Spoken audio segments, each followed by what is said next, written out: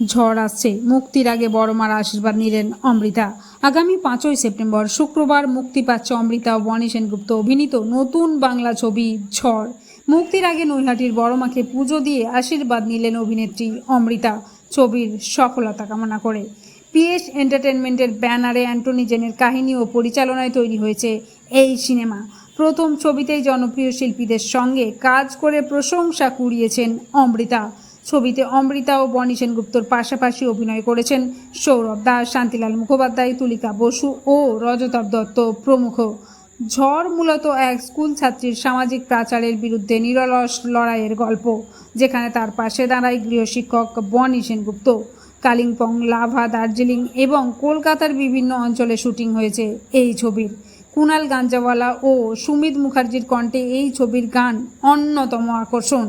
অভিনেত্রী অমৃতার আশা, এই ছবির মাধ্যমে দর্শক কেবল বিনোদনই নয়, বরং এক গুরুত্বপূর্ণ সামাজিক বার্তাও পাবেন।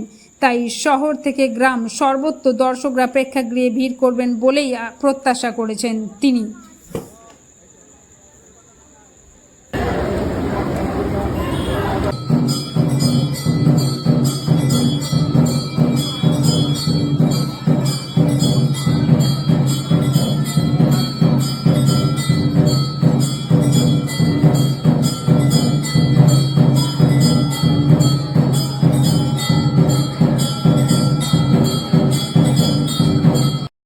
আমি অমৃতা সাহা, বড় মায়ের কাছে এসেছি আশীর্বাদ নিতে।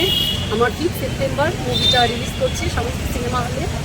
বড় মা যেন সবাইকে ভালো রাখে, আর আমার মুভিটা যেন একদম সুপার হিট তৈরি করে, এটাই আমি চাই। আমি খুব খাটাখাটনি করে মুভিটা তৈরি করেছি।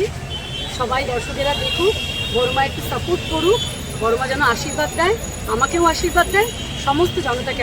বনি সেনগুপ্ত, সৌরভ দাস, রজতাভ দা, তুলিকা দি, শান্তিলাল দা, অল ওভার আরও আর্টিস্ট রয়েছে মুভিটার মধ্যে। খুব ভালো মুভি, এখনকার জেনারেশন নিয়ে মুভিটা খুব ভালো লাগবে সব।